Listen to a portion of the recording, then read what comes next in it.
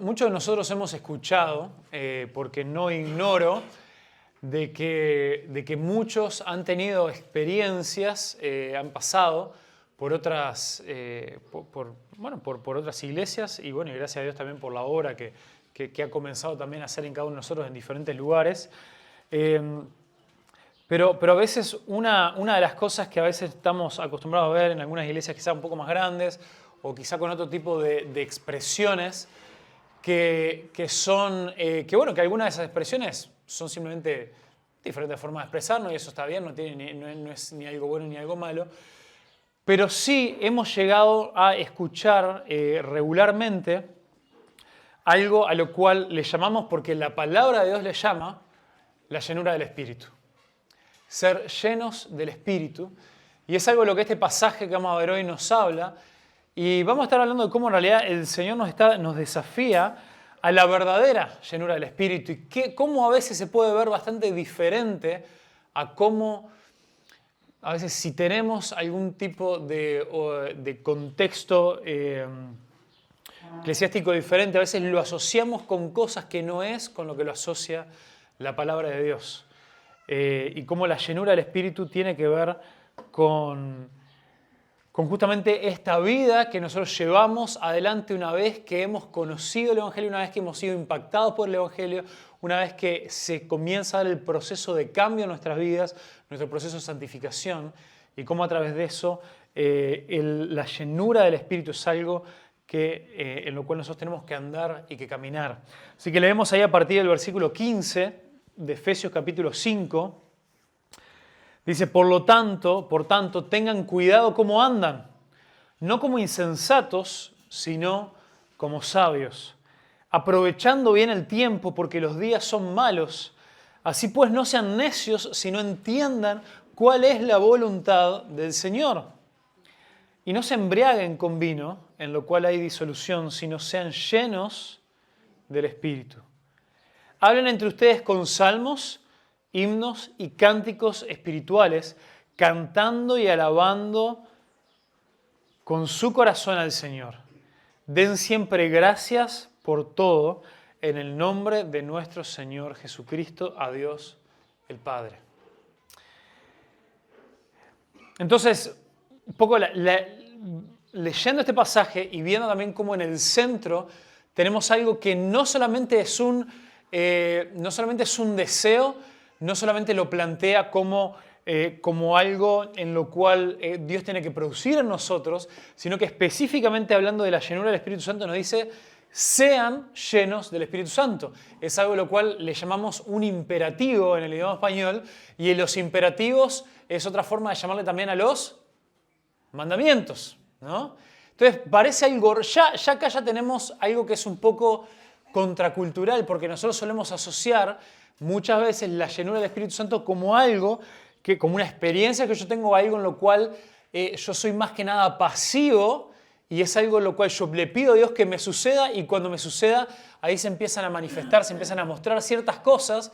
Pero acá Pablo, en el lugar donde nos habla de la llenura del Espíritu Santo, lo que nos dice es, sean llenos del Espíritu Santo. Nos lo dice como un mandamiento, como parte de los deberes de todo hijo y toda hija de Dios. Y eso ahí ya nos tiene que llamar un poco la atención. Entonces, ya tirándonos toda la idea, todo lo que quiero que meditemos hoy, es que la verdadera llenura del Espíritu se evidencia de tres maneras, que son tres maneras en las cuales este pasaje nos habla. Las evidencias de la llenura del Espíritu Santo, algo que nosotros debemos hacer, nosotros debemos ser llenos del Espíritu Santo. Algo que es un mandamiento para todo hijo e hija de Dios. Se evidencia de tres maneras según este pasaje. Se evidencia en un caminar sabio, en una vida controlada por el Espíritu y expresiones visibles de adoración y gratitud. ¿Son esas las primeras cosas que se vienen a nuestra mente cuando nosotros escuchamos y pensamos en una persona que está siendo llena, que está experimentando la llenura del Espíritu Santo? Creo que no siempre, pero por eso es bueno que nosotros veamos, cómo es que la palabra define la llenura del Espíritu Santo y que aparte lo comienza definiendo como un mandamiento, algo en lo cual vos y yo tenemos un rol activo, y por tanto si vos y yo tenemos un rol activo es algo en lo que nosotros debemos buscar, debemos perseguir, y vamos a ver un poco cómo es que se da esto. Primero ahí en el versículo 15, ¿no? Ya lo leímos, pero comienza diciendo, tengan cuidado cómo andan, o sea, nos llama a estar alertas, nos llama a ser intencionales, y en la forma, y esto de andar es un verbo, es una palabra que el apóstol Pablo viene usando desde el comienzo del capítulo 5, está como la tercera o la cuarta vez que la anda, dice, bueno, anden de una manera que sea digna, anden acorde al evangelio que han recibido, y ahora dice, tengan cuidado cómo andan. Y nos va a presentar de que en nuestra forma de andar, nuestra forma de caminar en nuestra vida, solamente hay dos maneras. Solamente hay dos tipos de personas en esta vida. Y esperemos que también haya tipos de personas en las cuales se están moviendo de una forma de caminar hacia la otra. Pero solamente hay dos formas en las que nosotros podemos andar y caminar en nuestra vida. ¿Cuáles son? Nos dice, podemos andar nosotros como sabios o como necios o insensatos, según la palabra ahí que tengan en su traducción. Entonces lo que nos pide es tengan cuidado cómo andan, no como insensatos, sino como sabios. Y esto es clave porque, de vuelta, más allá de la llenura del Espíritu Santo, venimos hablando del comienzo del capítulo 5, las consecuencias prácticas que tiene en nuestra vida personal, el impacto del Evangelio. Y cómo así comenzamos también con los hombres un estudio este jueves en nuestro refugio que se llama justamente La vida centrada en el Evangelio.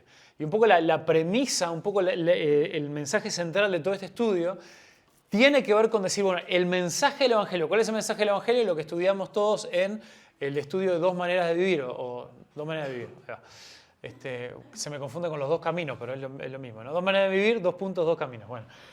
¿Cuál era? Que hay un Dios creador soberano que es bueno, es bondadoso, que nosotros decidimos rebelarnos contra este Dios, salirnos de su dominio, decir yo ahora me quiero gobernar a mí mismo, me rebelé.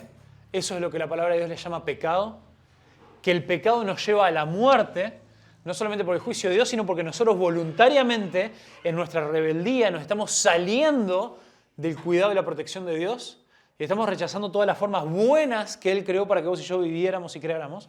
Por lo tanto, la paga, lo que merecemos por el pecado es la muerte. Y lo que sucede con eso es que Dios es un Dios justo y que va a hacer justicia, y es bueno que un Dios santo y justo y amoroso, también por amor, va a traer su juicio sobre el pecado.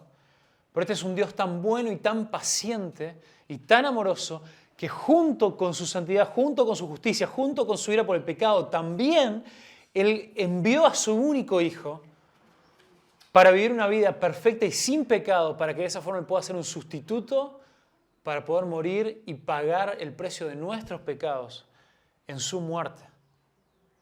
Y no solamente quedó en eso, sino que también algo esencial es que no solamente se quedó en su muerte, sino que es también a través del poder de su resurrección, a través del cual nosotros ahora adoramos un Dios que está vivo y que en su resurrección nosotros también tenemos victoria sobre el pecado, la muerte y Satanás. Y ahora lo que queda es el último paso de esas dos maneras de vivir, que es nuestra respuesta frente a todo lo que Dios ya ha hecho. Y nuestra respuesta tiene que ver con esto. Entonces, ¿por qué decimos que nuestra vida tiene que estar centrada en el Evangelio? ¿Y por qué el capítulo 5 y 6 de Efesios es la vida centrada en el Evangelio? Porque hay un entendimiento de que el Evangelio no es solamente, Dios me perdona mis pecados para que cuando yo me muera no vaya al infierno, sino que vaya al cielo.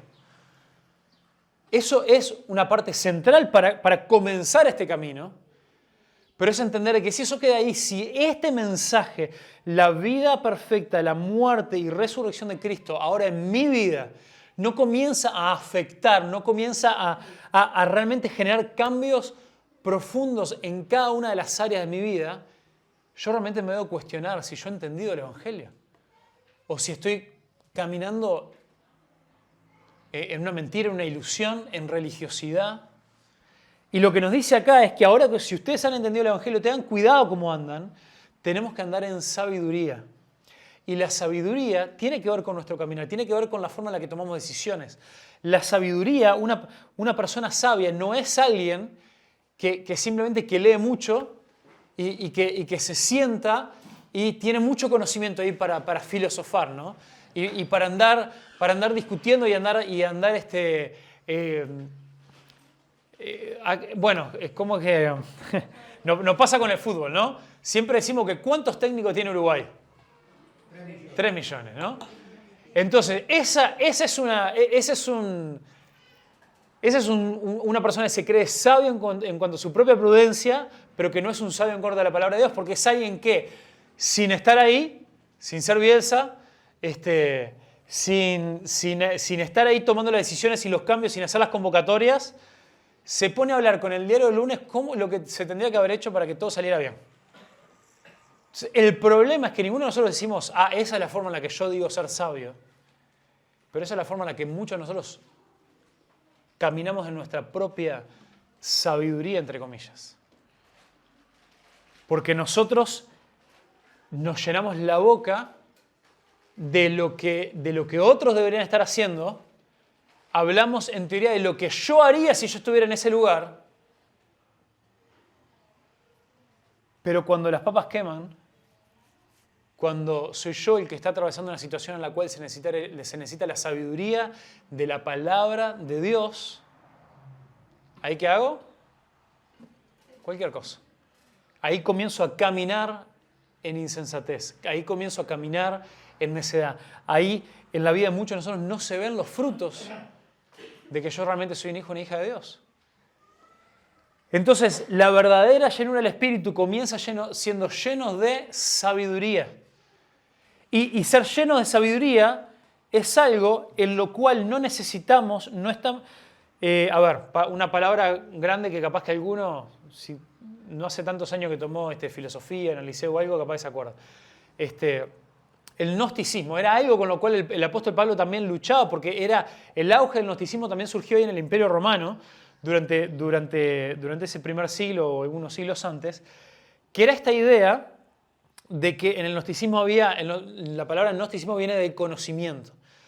Y un poco lo que se practica es que había un grupo selecto de personas que eran más inteligentes, que eran más espirituales en el caso de los cristianos, pero en el caso de los no, que había algunos que tenían algún acceso a un conocimiento que el resto no tenían. Entonces ellos eran el canal de conocimiento. Y entonces ellos se ponían a opinar o a decir cosas raras y extrañas y que los demás, sus discípulos, sus seguidores, lo tenían que seguir y no se los podía cuestionar porque ellos eran los que tenían este acceso limitado a un conocimiento especial que el resto no tenía. Ahora, ¿qué es lo que hace el Evangelio? El Evangelio derriba todo eso y nos dice, la palabra de Dios fue revelada para todos en la persona de Cristo y también a través de las Escrituras. Y ahora vos y yo podemos conocer a Jesús, podemos buscar su sabiduría, podemos conocer su palabra, podemos leer su palabra y más importante, que es el paso que a muchos nos falta, y el Señor viene trayendo textos ahí que me llevan a volver una y otra vez a esto todo el tiempo, es también el Señor nos ha dado al mismo cuerpo de Cristo en el cual somos llamados a buscar sabiduría, que es su iglesia. Entonces muchas veces nosotros, porque leemos la Biblia una vez cada tanto, porque tenemos oraciones por los alimentos un poco más largas que el promedio, pensamos que ahí ya tenemos una comprensión de la palabra y la voluntad de Dios para caminar como deberíamos. Pero la palabra de Dios dice, no, tengan cuidado cómo andan, no como necios, no como insensatos, sino como sabios. Y en el versículo 16 dice, y la forma en la que esto se hace es aprovechando bien el tiempo, porque los días son malos. Entonces, de vuelta, la sabiduría de la palabra de Dios, la forma en la que nosotros somos sabios, es algo que se hace de manera práctica. Es algo que tiene que ver con decisiones concretas. Dice, aprovechen bien el tiempo. Tenemos una vida limitada en esta tierra, tenemos muchas cosas para hacer para el Señor, tenemos muchas cosas para hacer para su iglesia, tenemos muchas cosas para hacer para nuestra familia, tenemos mucha santificación que atravesar nosotros. No desperdiciemos el tiempo porque esta vida se va y se fuma como la neblina. Dice, y entonces, una parte clave de ser sabios es aprovechar bien el tiempo. Es aprovechar bien el tiempo. ¿Y cuántos de nosotros no somos expertos en perder el tiempo, en desaprovechar el tiempo? Muchos de nosotros decimos, llega un momento en nuestra vida donde evaluamos, donde nos cruzamos con situaciones, donde decimos tener algunas prioridades, donde incluso a veces quién no se ha puesto ahí cuando arranca el año, en un 31 de diciembre, en un 1 de enero, quién nos ha sentado a hacer una listita, ¿no? De, bueno, estas son mis metas para este año, ¿no? Y en el mejor de los casos no duran hasta mitad de febrero, ¿no? En el mejor de los casos. ¿Y por qué nos pasa eso? Porque dice que los días son malos. Esta es una expresión rara. ¿Qué cuerno significa que los días son malos? Hoy tenemos un día que es precioso, solcito, ayer también, disfrutando ahora de la primavera. ¿Cómo que los días son malos? Esta expresión de Pablo de que los días son malos se refiere al contexto moral y espiritual adverso en el que vivían los creyentes. En la época de Pablo, los cristianos se enfrentaban a una cultura pagana llena de idolatría, de prácticas inmorales y de persecución. Lo que está diciendo Pablo es, tengamos mucho cuidado porque ya nos habló de que tenemos maldad acá dentro de nuestro corazón, pero también cuando nosotros salimos, este mundo nos está discipulando las 24 horas del día y los 7 días de la semana. Vos salís a la calle, ahora se nos acercan las elecciones, y el mensaje que estamos viendo todo el tiempo es, este candidato, esta candidata, este partido político es la solución. Y está bien, tenemos que cumplir con nuestra responsabilidad civil y votar a conciencia y buscar justamente sabiduría práctica de Dios para cómo usar nuestro voto, pero no importa el partido político al que vos te inclines, hay una cosa que es segura. Si vos comprás la mentira de este mundo de que la solución a nuestros problemas, la solución a nuestra economía, la solución a nuestros problemas familiares va a venir a través de un partido político que no importa cuál sea, no le importás. O por lo menos no le importás de la manera en la que le importás a Cristo. Ninguno de estos políticos dio su vida habiendo vivido una vida perfecta. Y yo creo que hay, a los políticos también de otra forma que se les llama servidores públicos, ¿no? Porque están ahí. Ojo, yo no estoy hablando de que son todos perversos, no estoy hablando de que algunos de ellos no hayan comenzado o todavía sigan quizá caminando o buscando hacer en parte las cosas por el bien del pueblo. Pero el problema siempre es el mismo, es el corazón del hombre. Siempre hay corrupción, siempre hay pecado, siempre hay motivaciones que más que nada tienen que ver con yo poder tener poder mientras sirvo al pueblo, pero además yo estoy acumulando poder y me estoy sirviendo a mí mismo. Jesús fue el único que de manera perfecta se entregó hasta el final, no para servirse a sí mismo de ninguna manera, sino para amarnos a nosotros. Entonces los días, el mundo en el que vivimos es malo, aún en las mejores cosas. Y en otras es mucho peor. Nosotros salimos y estamos conviviendo todo el tiempo con conflictos familiares, con problemas, con conflictos sociales, con personas que realmente se le caen las caretas y se puede ver la maldad y la perversidad en sus vidas. Estamos en las redes sociales, la forma en la que estamos expuestos a mensajes justamente de idolatría, de inmoralidad, de cómo este mundo ves, no puedes abrir Facebook, abrir Instagram, abrir TikTok sin que seamos bombardeados por la maldad y la perversidad de este mundo. Entonces vos y yo tenemos que hacer una pregunta muy seria. ¿De qué manera estamos usando nuestro tiempo? ¿De qué manera estamos nosotros tomando decisiones? Hola. ¿De qué manera estamos nosotros tomando decisiones? Entonces tenemos que ser intencionales, tenemos que realmente mirar nuestra vida y decir, ¿cómo quiero yo vivir? ¿Cómo quiero yo que se pueda expresar también la sabiduría que Dios ya me ha revelado en la palabra? Entonces, es por eso que este mundo, como les decía recién, nos está discipulando las 24 horas del día y los 7 días de la semana. En la música que escuchamos en la radio, los mensajes que escuchamos por ahí, las conversaciones que tenemos con la gente, en lo que somos bombardeados en las redes sociales. Entonces debemos buscar la sabiduría, debemos practicar y caminar en sabiduría. En las grandes decisiones de la vida, en las grandes decisiones tengo esta decisión grande para tomar sobre el lugar donde voy a vivir, sobre la persona con la que me voy a casar, sobre esta oportunidad laboral, pero en el día a día, en las cosas chiquitas.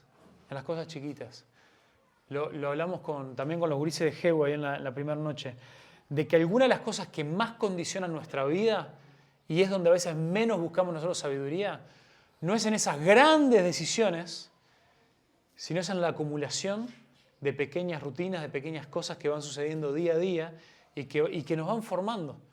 Cuando nosotros nos terminamos dejando dominar por pequeños hábitos que son necios y en los cuales no hay sabiduría. Y ahí dice, versículo 17, así pues no sean necios, sino entiendan cuál es la voluntad del Señor. Y esto es clave. A veces hay palabras que marcan la diferencia, ¿no? Justo el otro día estamos ahí con Stephanie, con Tomás, charlando un poquito en la clase de autismo ahí sobre la diferencia de por qué hay diferentes traducciones, ¿no? Y que todas buscan transmitir la palabra de Dios, pero hay algunas que se enfocan más, en transmitir ideas, que sean más entendibles, y otras que se enfocan más como en tratar de seguir la palabra por palabra, ¿no? Entonces, esta palabra acá de que tenemos que esforzarnos en entender, que tenemos que entender cuál es la voluntad del Señor. ¿Sabes por qué esa palabra ahí que dice entender cuál es la voluntad del Señor? Porque nosotros muchas veces nos pasamos mucho tiempo y oramos y nos quejamos o le damos mucha vuelta a querer conocer la voluntad del Señor para mi vida. Pero la realidad es que la voluntad del Señor para tu vida ya fue revelada. Si has leído la palabra de Dios, ya la conoces. La palabra de Dios dice que su voluntad para nosotros es nuestra santificación. Que su voluntad para nosotros es que andemos sabiamente. Es que nos sometamos a Él. Su voluntad para nosotros es que dejemos el pecado. Su voluntad para nosotros es que le glorificamos en todo lo que hacemos. No, bueno, pero yo me refería, viste, si este trabajo, si aquel, lo otro. Bueno, entonces, con esa brújula de la voluntad del Señor, hacelo. Entonces, por eso la clave no es conocer, no es que busquen una revelación de la voluntad del Señor. Entender. La voluntad del Señor ya la debes conocer, y si no la conoces, lee la Biblia. Ahora entendela. Y entenderla es decir, bueno, ¿cuándo yo voy a tomar esto, que ya lo conozco, que ya fue revelado, que Dios ya me lo habló, que tiene que ver con volcar toda mi vida en amor, en servicio a Él, en dejar mi pecado, en reconocer mi egoísmo, en reconocer todas las cosas que están mal en mí y dejar de poner excusas, y al entenderla digo que ya está, basta de excusas, tengo que empezar a poner esto en práctica. Tengo que empezar a seguir la voluntad del Señor. Entonces, la llenura del Espíritu también nos hace entenderla y aplicarla. Llenar nuestra cabeza de conocimiento no sirve de nada si después cruzamos esta puerta y seguimos viviendo de la misma manera en la que veníamos viviendo hasta ahora. Entonces, la palabra de Dios nos dice que nosotros que debemos vivir, esto es en Gálatas 5:1 dice, vivan por lo tanto en la libertad con la que Cristo los hizo libres. Es también una frase rara, pero ¿saben qué significa esto de vivir? Es un mandamiento. Vivan ahora en la libertad con la que Cristo los hizo libres. ¿Sabes cuál es la imagen? La imagen es de un animal que ha estado encerrado en una jaula toda su vida, sin poder salir, que ha rasgado esa jaula, que ha querido salir, que ha visto todo lo hermoso que hay por fuera de esa caja en la cual está encerrado. Un día alguien viene, le abre la puerta, abre el candado, tira el candado, le abre la puerta y se queda ahí. Se queda ahí porque es lo único que ha conocido hasta ahora. Entonces, cuando en Gálatas 5:1 nos dice, vivan pues en la libertad con la que Cristo nos hizo libres, dice, bueno, Cristo ya los hizo libres, entonces ya conocieron el Evangelio, ya le pidieron perdón por sus pecados, pero ahora tienen toda una vida abundante, la cual ahora ustedes son llamados a ir y caminar en esa libertad que Cristo compró para ustedes. Y de eso se trata también la llenura del Espíritu. Para mi hija, ¿a qué hora? Bueno, lo hacemos después, ¿sí? Ahora escuchamos la palabra de Dios y después cuando terminemos ahí oramos. Gracias. La dejé solita allá en casa. Bueno, ahora oramos, después cuando terminemos. Entonces somos llamados a poder aplicar la palabra de Dios. Porque ¿de qué sirve si escuchamos, yo sé, y después nuestra vida es una lista de excusas Es una lista de razones por las cuales, pero yo no, pero esto, que fíjate que lo otro. Y no está, y conocemos la voluntad de Dios, pero no la entendemos porque nunca la pusimos en práctica. Cuando vos empezás a poner en práctica la voluntad revelada de Dios en tu vida, ¿sabes qué estás haciendo? Te estás llenando del Espíritu de Dios. Porque justamente la llenura del Espíritu de Dios viene esta idea de que nosotros estamos llenos de otras cosas, tenemos que vaciarnos de esas otras cosas, tenemos que vaciarnos de nuestra carne, tenemos que vaciarnos de la influencia de este mundo, tenemos que vaciarnos de la influencia de Satanás y pedirle que el Espíritu de Dios vaya tomando ese lugar y vaya tomando control de nuestra vida. Y hablando de eso, la segunda cosa es cómo somos llenos del Espíritu. Primero, siendo llenos de sabiduría. Y segundo es llenos de control, del autocontrol, que es parte del fruto del Espíritu. Porque dice, ahí en el versículo 18, dice, no se embriaguen con vino, en lo cual hay disolución, sino sean llenos del Espíritu. ¿Por qué? Porque utiliza, está contrastando dos cosas. Está contrastando la embriaguez con la llenura del Espíritu. Ahora, todo lo que venimos diciendo, cómo la llenura del Espíritu está representado, se manifiesta en todas estas cosas. Pero ¿por qué específicamente usa no solamente una imagen como una metáfora? Está hablando específicamente a aquellos que se dejan controlar por el alcohol, pero también nos habla de algo más profundo, aún para aquellos que no tienen esta lucha. Esta palabra disolución, que no la usamos mucho nosotros ahora en español y por eso algunas versiones más modernas dicen otra cosa, viene del griego azotia, o azotía, que conlleva la idea de una vida desordenada, indulgente y sin control. Entonces, ¿podemos nosotros vivir una vida desordenada, indulgente y sin control aún aquellos que no tocan una gota de alcohol? Exacto. Entonces, aquellos que luchan con el alcoholismo viven una manifestación concentrada y muy visible de esto, y quizás hasta algo en lo cual echarle la culpa a justificarse. Y sí, Dios te quiere liberar de eso. Pero la pregunta es, ¿qué excusa tenemos los demás, los que estamos viviendo una vida desordenada, una vida sin control e indulgente? Indulgente tiene que ver con, es una palabra que significa que me doy permisos que no me corresponden. Me estoy dando permisos que no me corresponden. Entonces, ¿qué significa esto, no? Yo sé que yo no debería mirar esto. Bueno, me doy improviso, me justifico mentalmente y no practico el autocontrol. No dejo que el Espíritu de Dios controle mi vida, que me llene de la soberbia, de su sobriedad. No debemos ser llenos de soberbia, eso no. Que no experimentar eso, el ser sobrios, y me dejo llevar por mis impulsos. Entonces, el gran problema es eso, que muchos de nosotros nos pasamos dando permisos, no practicamos el autocontrol, y esto se ve de esta manera. Todos nosotros tenemos áreas donde naturalmente somos unos fenómenos. Y el problema es que nos justificamos cuando nos damos permiso de cosas que no nos corresponden. ¿Sabes cómo? Comparándonos con otros que hacen las cosas que para nosotros son fáciles no hacer. ¿No? Entonces, por ejemplo, esto. Yo no lucho con el alcohol. Tenemos con Pau, hay como 5 botellas de vino, hace como un año que no hemos abierto ninguna. Mañana es nuestro aniversario y capaz que nos ponemos las pilas y abrimos una. Pero entonces, bueno, no es un tema, no me tienta, no hay muchas que me llamen la atención. No caigan en el pecado, vos. No, claro, pero sin caer en pecado. Pero, ¿qué pasa? Pero quizá, imagínate si yo usara eso para estar todo el tiempo hablando y señalando a aquellos que usan eso para yo sentirme bien conmigo mismo, para sentirme, mirá qué bien, mirá qué justo que es Facundo, entonces no tengo ningún problema en justificar la mentira o en justificar mi orgullo, ahora sí, mi soberbia. ¿Por qué? Porque entonces como me estoy elevando, me estoy comparando con otros que quizá tienen una debilidad que yo en mi naturaleza, en mi carne no lucha tanto con eso, pero lucha con esas cosas, lo utilizo para que entonces me sea más fácil justificar mi pecado. Entonces, ¿de qué se trata la llenura del Espíritu? Que dejo de mirar hacia afuera y empiezo a mirar hacia adentro y empiezo a ser sincero con aquellas cosas en las cuales yo no me estoy dejando controlar por el Espíritu de Dios.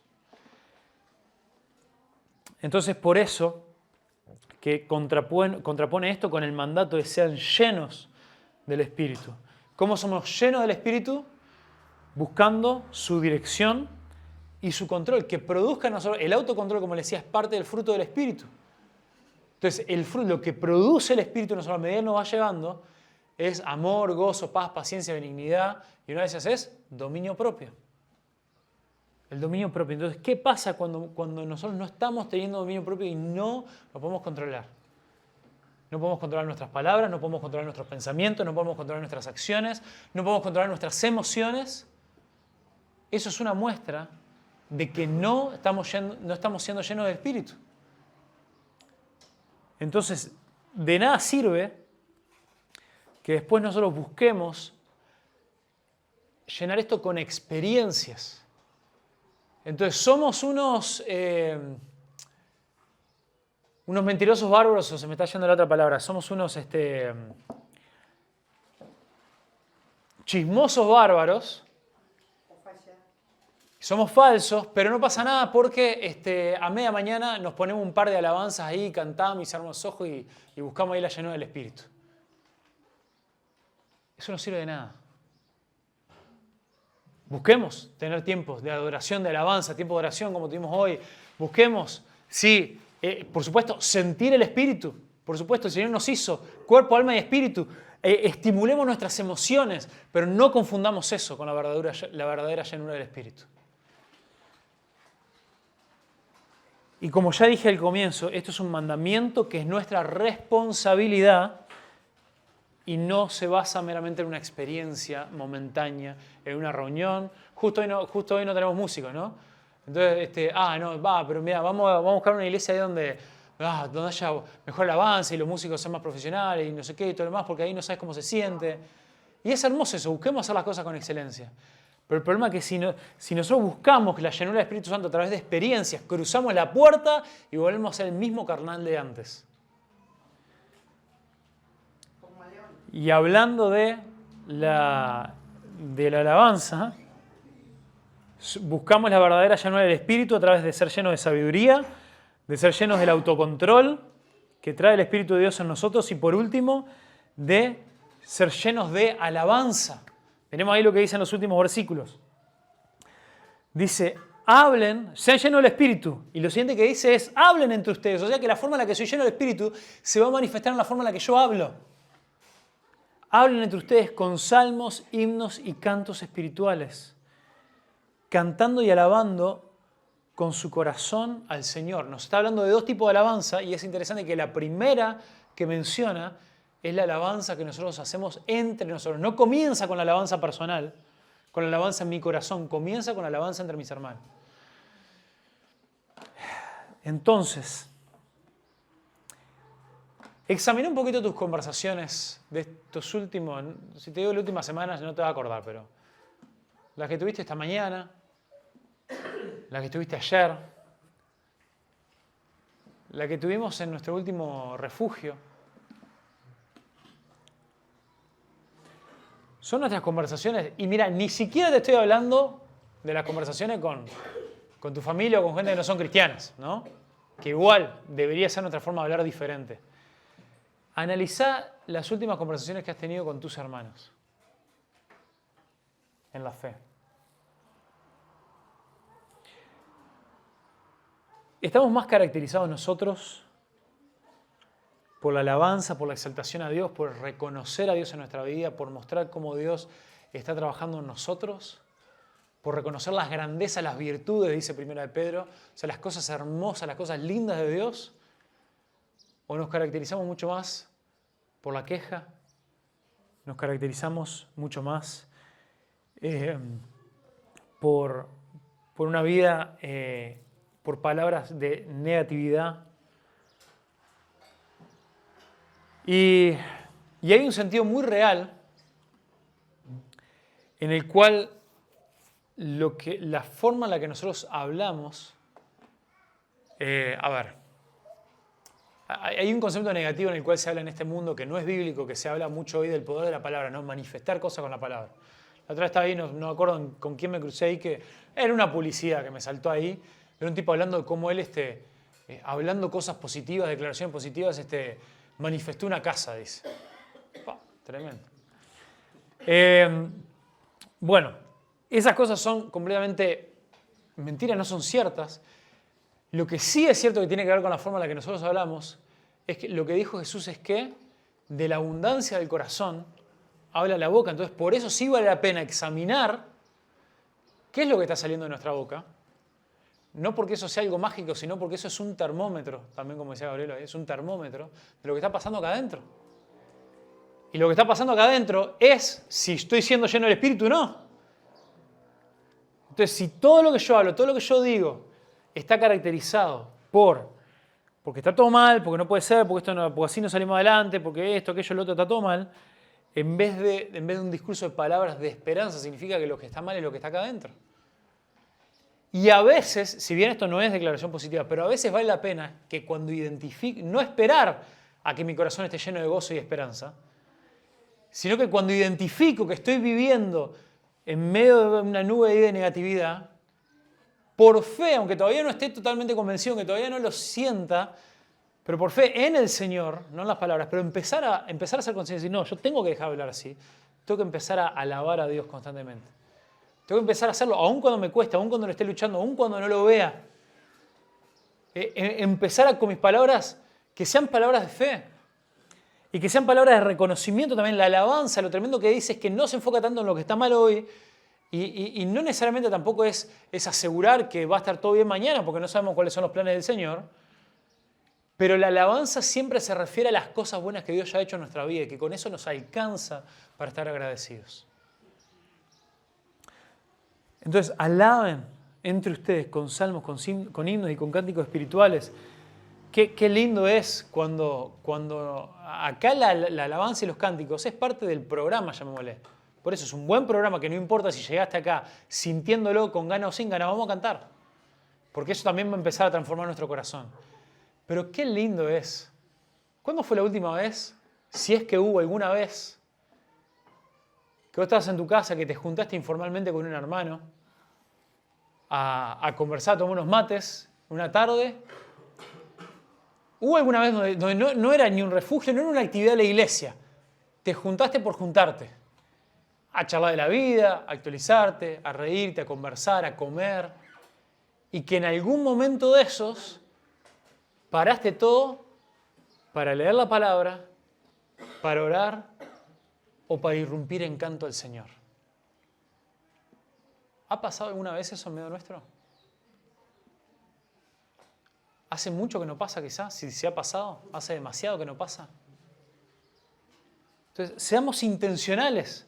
Hagámoslo. Esto no va a pasar por arte de magia. Esto pasa con una decisión. De decir, no, yo voy a ser una persona que con mis hermanos, yo voy a alabar al Señor. Yo le voy a reconocer. Yo voy a mostrar sus virtudes, mostrar lo bueno que Él es. Y por eso dice también después que eso también debe ser algo que pasa en nuestro corazón, cantando y alabando con su corazón al Señor. Den siempre gracias en todo. En el nombre de nuestro Señor Jesucristo, a Dios el Padre.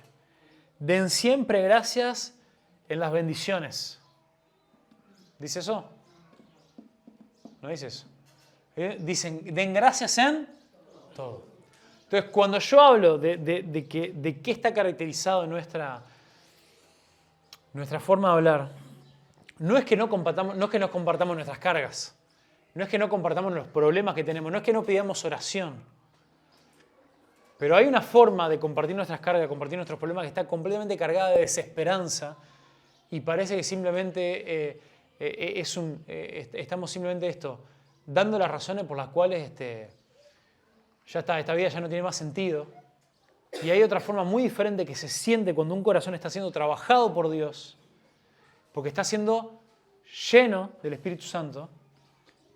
Y en medio de los problemas, en medio del cine, orá por mí porque necesito, porque esta situación me está superando, pero que aún así nos redirigimos al Señor. Aún así lo vemos obrar, aún así confiamos que Él está obrando. Entonces, debemos nosotros también buscar que nuestra vida esté caracterizada, si estamos siendo llenos del Espíritu, que sean llenas de alabanza, con constante gratitud a Dios en todas las cosas. Sean, hermanos, mandamiento del Señor, sean llenos del Espíritu. Sean llenos del Espíritu. A través de vivir y andar en una vida en sabiduría, una sabiduría que es práctica, a través de ejercitar, de crecer y pedirle a Dios que nos dé mayor autocontrol de nosotros mismos, y también a través de tener una vida que se caracterice por la alabanza y el agradecimiento a Dios en todas las cosas. Y si vemos, si alguno de ustedes conocen o han conocido una persona que cumple con estas cosas, ¿no notamos que es una persona completamente diferente? Que es una persona que uno no puede creer.